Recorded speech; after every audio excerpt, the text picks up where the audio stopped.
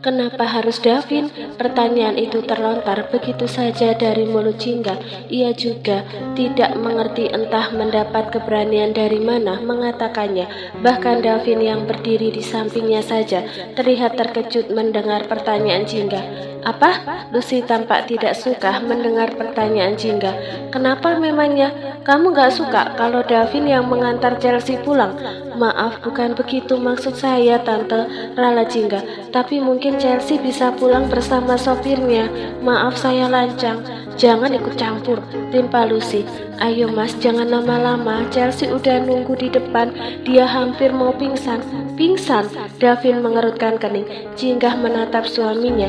Ia bisa melihat ada kekhawatiran yang tergambar jelas di wajah pria itu. Hati Jingga seketika disusupi rasa kecewa. Iya mas, hampir mau pingsan. Mami khawatir banget takut Chelsea kenapa-napa. Jingga, ikut aku. Davin menggenggam tangan Jingga dan dengan terpaksa Jingga mengikuti langkah kaki suaminya dan ibu mertuanya ke lobi hotel. Setibanya di sana, Jingga melihat Chelsea tampak lemah, duduk di sofa sambil memegangi perutnya. Davin segera menghampiri wanita itu. Chelsea, apa yang sakit? Perut aku, Dev. Chelsea meringis. Gak tahu kenapa tiba-tiba sakit banget. Di mana sopir kamu? Dia sudah aku suruh pulang tadi. Davin menghembuskan nafas dengan berat. Ia melirik arloji di tangan kiri, lalu mengeluarkan ponsel. Berapa nomor telepon sopir kamu? Chelsea mengerutkan kening. Mau apa, Dev? Mau telepon dia untuk jemput kamu. Mendengarnya, Chelsea tiba-tiba terdiam. Kemudian ia menggenggam tangan Davin dengan jemarinya yang gemetar. Aku udah gak kuat kalau nunggu sopir. Please, bisa gak kalau kamu yang antar aku pulang? Iya mas, timpa Lucy. Kenapa harus minta sopir sih? Kan kamu bisa anterin dia. Rumah Chelsea gak jauh kok dari sini. Ma, tapi aku lagi sama Jingga. Aku nggak mungkin ninggalin dia di sini. Timpal Davin seraya melirik Jingga sejenak, yang membuat Jingga tertegun mendengarnya. Davin ingat kehidupan sebelumnya saat pesta ini berlangsung. Chelsea juga sakit lalu Davin yang mengantarnya pulang. Namun di kehidupannya yang sekarang ada Jingga di sampingnya. Davin tidak ingin meninggalkan wanita itu. Dia bukan anak kecil. Lagian cuma sebentar doang. Manja banget sih. Lucy melirik malas pada Jingga. Jingga mengepalkan kedua belah telapak tangannya. Perkataan Lucy tidak membuatnya terluka. Dev, perutku sakit banget. Aku udah gak kuat lagi, lirik Chelsea. Dengan susah payah Chelsea berdiri. Ia nyaris terjatuh seandainya Lucy tidak menahannya. Dev, aku gak apa-apa, nunggu di sini, gumam Jingga. Pada akhirnya membuat ketiga pasang mata itu seketika tertuju ke arahnya. Antarkan Chelsea pulang dulu saja. Davin terdiam. Rahangnya seketika berubah mengeras seraya menatap Jingga dengan serius. Biar aku saja yang antar Kak Chelsea pulang, seru seseorang yang tiba-tiba datang menghampiri mereka. Ari, tapi ini sudah malam loh. Gak baik kamu nyetir malam-malam. Lucy tidak setuju dengan keputusan putri bungsunya itu. Berhenti memperlakukan aku seperti anak kecil, Mi. Amarilis berdecak lidah. Ia menengadahkan telapak tangannya pada Davin. Mana kuncinya, Mas? Chelsea terdiam. Ia sempat memutar matanya dengan malas sambil mendengus pelan. Buruan, Mas, ntar Kak Chelsea keburu pingsan, desak Amarilis saat Davin masih menatapnya dengan ragu. Baiklah, Davin kemudian merogoh saku dan menyerahkan kunci mobil ke tangan sang adik. Terima kasih, hati-hati di jalan. Pastiin Chelsea sampai ke rumah, ucapnya lalu menatap Chelsea dan berkata, maaf kali ini aku gak bisa mengantarmu pulang. Gak apa-apa, Chelsea berusaha untuk tersenyum. Aku tahu istrimu gak bisa ditinggalin. Kabari aku kalau sudah di rumah. Chelsea mengangguk. Lalu ia dipapah oleh Lucy setelah Amarilis mengeluarkan mobil dari parkiran dan berhenti di depan lobi. Chelsea masuk ke dalam mobil dan duduk di samping Amarilis. Mobil mulai melaju meninggalkan hotel bintang 5 tersebut. Aku merasakan perubahan Davin yang sangat drastis malam ini. Oh enggak, tapi dari beberapa hari yang lalu, gumam Chelsea sambil mengingat kejadian barusan dan kejadian saat di Putih. Kamu juga pasti ngerasain kan?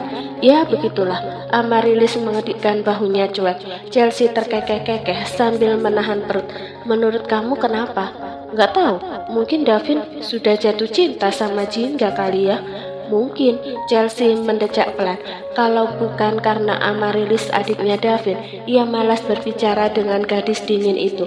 Memangnya kamu nggak takut? Apa yang harus aku takuti memangnya?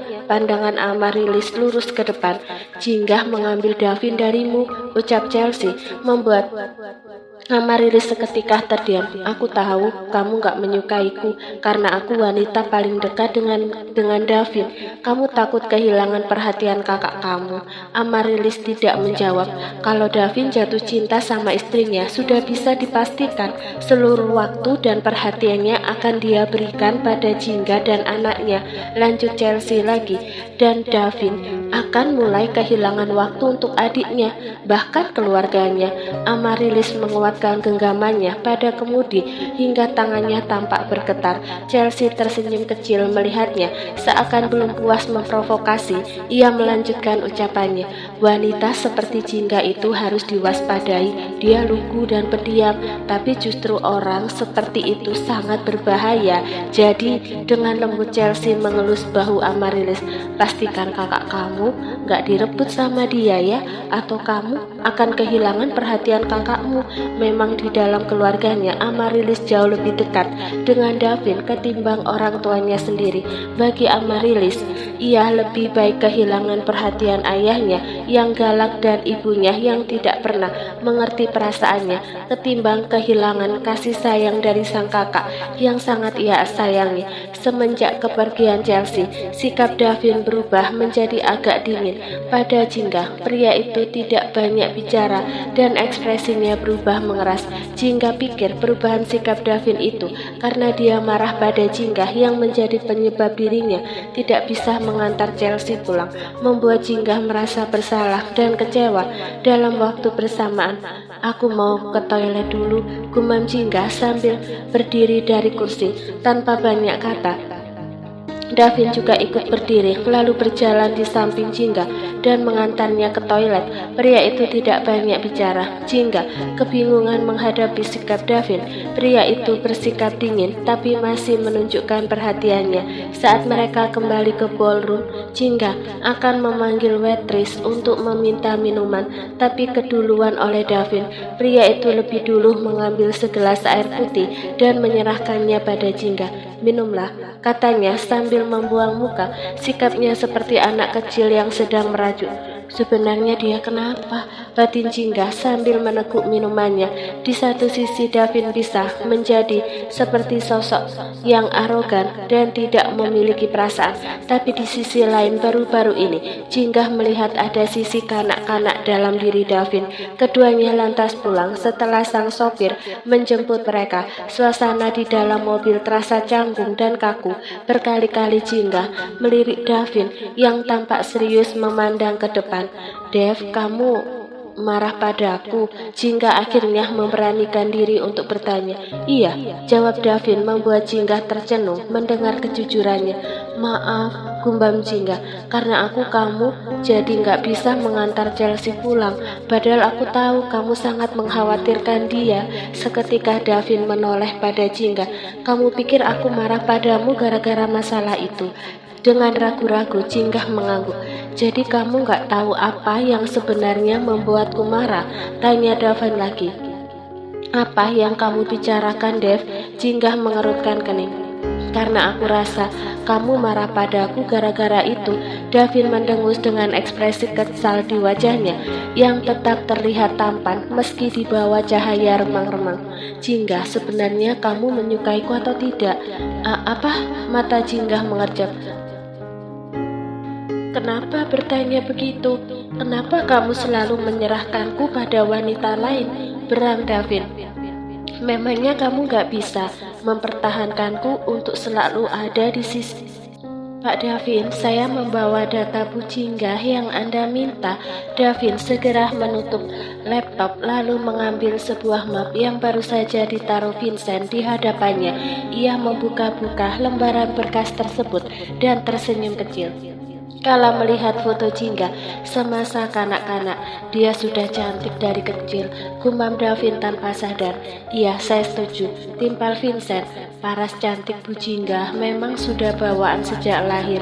Beliau tidak perlu memakai make up tebal untuk terlihat cantik dan suara meja yang digebrak telapak tangan Davin membuat ucapan Vincent terhenti. Davin menaikkan pandangannya, menatap Vincent dengan tajam. Siapa yang membolehkanmu memuji istriku? Vincent mengerjap. Tidak ada, saya sendiri yang ingin memuji Bu Jingga. Davin kesal mendengarnya.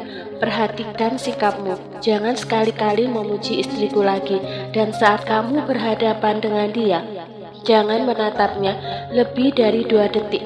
Kalau tidak, aku akan memecatmu. Vincent hanya tersenyum, sama sekali tidak takut dipecat atasannya. Davin sudah ketergantungan padanya, dan orang seperti Davin hanya akan nyaman bersama satu orang yang ia percayai. Maka dari itu Vincent selalu berusaha menjaga kepercayaan Davin. Kamu yakin data ini valid? Davin membuka-buka berkas di tangannya. Sangat yakin, saya sendiri yang datang langsung ke kota kelahiran Bu Jingga. Saya menemui para tetangga orang tuanya, ujar Vincent. Berdasarkan informasi dari mereka, saat kecil Bu Jingga sering mendapatkan perlakuan tidak adil dari orang tuanya.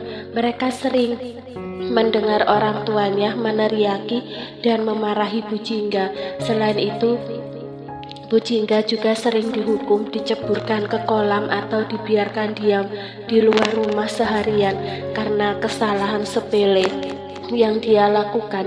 Bu Jingga, merupakan anak di luar nikah. Orang tuanya tidak menginginkan kehadirannya, jadi mungkin orang tuanya memiliki alasan untuk memperlakukan Bu Jingga dengan tidak adil. Mereka lebih menunjukkan kasih sayangnya pada Pelangi, adik Bu Jingga, jelas Vincent panjang lebar. Davin yang mendengar penuturan itu seketika mengepalkan tangan hingga bergetar. Dadanya tiba-tiba diliputi amarah.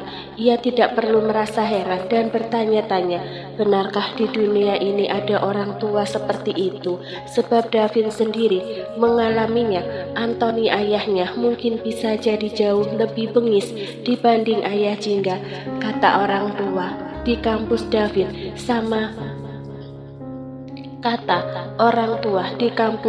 di kamus Davin sama dengan kejam dan otoriter.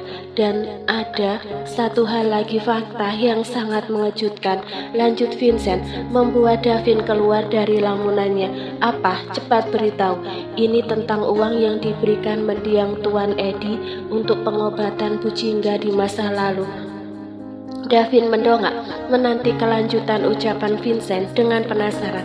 Ternyata mereka tidak menggunakannya full untuk pengobatan, padahal jika dilihat dari catatan medis, kaki Bu Jingga masih bisa kembali normal, asalkan saat itu langsung dibawa ke rumah sakit besar di luar kota. Vincent menghela nafas panjang, tapi orang tua Bu Jingga memilih untuk melanjutkan operasi dan pengobatan di rumah sakit di kota kecil itu, lanjut Vincent. Padahal mendiang Tuan Edi sudah memberi uang dalam jumlah banyak, bahkan uang itu bisa membawa Bu Jingga berobat di luar negeri. Tapi yang Bu Jingga dapatkan hanya pengobatan seadanya. Tidak ada yang tahu orang tuanya menggunakan sisa uang itu untuk apa. Ada yang berspekulasi uang itu digunakan untuk judi dan bayar hutang. Kurang ajar, desis Davin sambil memukul meja dengan tangan yang dikepalkan. Ia tampak murka, rahangnya mengeras dengan tatapan menyala-nyala. Mendengar Jingga diperlakukan seperti itu membuat Davin ingin menemui orang tua Jingga dan melampiaskan amarahnya pada mereka. Namun orang yang membuatnya marah tak pernah ia lihat semenjak dirinya menikahi Jingga. Davin kemudian mengatur nafasnya. Ia memejamkan mata sambil memijit kedua pelipis. Dadanya terasa sesak saat membayangkan Jingga kecil yang seharusnya bahagia dengan masa kanak-kanaknya, justru malah mendapat tekanan dan menjadi pelampiasan sampah emosi orang tuanya. Lalu setelah menikah, Jingga yang seharusnya mendapat perlindungan dari suaminya, justru Davin malah menambah luka dalam kehidupan wanita itu. Sial, Davin bodoh, benar-benar bodoh. Vincent, iya pak, sambil tetap memijat pelipis, Davin berkata, cari tahu, apakah sekarang setelah bertahun-tahun kaki Jingga masih bisa kembali normal? Vincent terkejut mendengarnya. Itu akan cukup sulit kalau tidak ada dokter yang sanggup mengembalikan kondisi kakinya seperti semula. Cari dokter terbaik di belahan dunia manapun. Meski tidak begitu yakin, Vincent tetap mengangguk patuh. Baik pak, Davin melirik arloji di tangan kiri. Tiba-tiba saja rasa rindu itu hadir. Ia tersenyum samar, lalu berkata pada Vincent, siang ini lakukan sesuatu untukku Vincent. Temui Jingga di tempat kerjanya. Khalil sedang memantau stafnya yang sedang menata lukisan di ruang pameran yang akan dipamerkan dalam acara exhibition minggu depan. Setelah selesai, ia keluar dari ruangan itu. Sesekali ia membalas sapaan beberapa karyawan yang ia lewati dengan senyuman atau lambaian tangan. Khalil terkenal sebagai sosok pemimpin yang humble dan ramah, membuatnya sangat disegani oleh para bawahannya. Langkah Khalil tiba-tiba terhenti di depan sebuah pintu yang setengah terbuka. Ia mendekatinya, lalu tersenyum saat melihat punggung seorang wanita yang tertutupi rambut panjangnya. Tangan wanita itu sedang memegang koas dan meliuk-liuk di atas kanvas. Oh, Pak Khalil mau ketemu Jingga ya?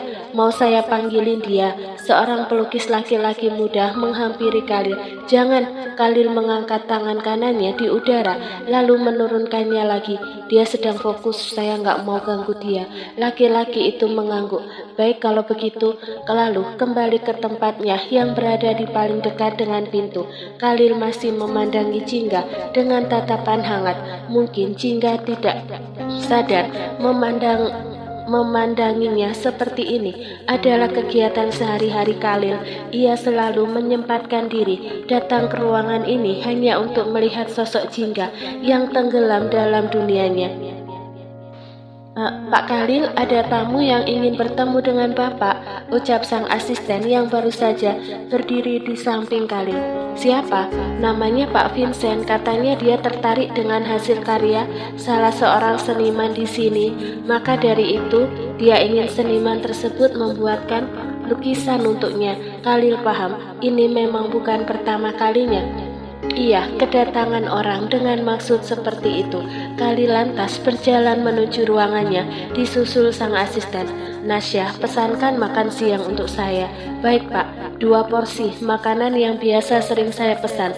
2 porsi? Iya, saya akan makan bersama seseorang. Khalil tersenyum saat wajah Jingga melintasi pikirannya. Ia akan mengajak wanita itu makan bersama siang ini. Setibanya di dalam ruangannya, Khalil menyapa Vincent, lalu mereka duduk berhadapan. Vincent mengatakan maksud kedatangannya kemari. Baik, barusan saya juga sudah mendengarnya dari asisten saya, ucap Khalil. Jadi seniman yang mana yang Anda maksud Pak Vincent? Vincent menunjukkan foto di layar ponselnya. Foto sebuah lukisan pantai dengan langit berwarna jingga saat mentari terbenam. Pelukisnya Jingga Tania. Benar, Khalil mengangguk. Benar, dia seniman paling berbakat di sini. Setiap hasil lukisan yang dia ciptakan tidak pernah mengecewakan, puji Khalil dengan semangat. Vincent tersenyum. Tepat sekali. Bos saya ingin menyewa jasanya untuk membuat lukisan yang beliau inginkan. Kami bersedia membayar 3 kali lipat jika dia bersedia. 3 kali lipat? Khalil cukup terkejut. Iya, itu akan sangat menguntungkan Jingga, pikir Khalil. 3 kali lipat akan diberikan jika siang ini Jingga bisa menemui bos saya. Ini alamatnya. Vincent menaruh selembar kertas berisi tulisan tangannya ke hadapan Khalil. Bos saya sangat sibuk, jadi pastikan dia datang tepat waktu. Anda jangan khawatir, keamanan dan kenyamanan Jingga akan kami perhatikan. Khalil sudah memesan makan siang dan berencana akan makan bersama Jingga siang ini. Namun tawaran Vincent menggiurkan. Khalil tidak berpikir itu untuk dirinya, tapi untuk Jingga. Jingga memiliki kesempatan untuk mendapat bayaran lebih dari proyek kali ini. Baiklah, ucap Khalil akhirnya. Saya akan bicara pada Jingga. Vincent tersenyum lebar. Terima kasih, kalau begitu saya permisi, kami tunggu kehadirannya. Setelah kepergian Vincent, Khalil lantas keluar dari ruangannya untuk menemui Jingga. Tidak apa-apa, rencana makan siangnya batal, pikir Khalil. Ia memang tidak boleh mencampur adukkan urusan pekerjaan dengan urusan pribadi. Jingga, bagaimana progres lukisanmu? Tanya Khalil yang kebetulan bertemu Jingga setelah wanita itu mencuci tangannya di wastafel. Sudah hampir 90%, Pak. Pekerjaan itu bisa ditinggalkan dulu sebentar. Jingga mengangguk. Bisa, kenapa memangnya? Ini, Khalil menyerahkan selembar kertas pada Jingga. Datang di tempat ini, nanti siang. Ada proyek baru untuk kamu.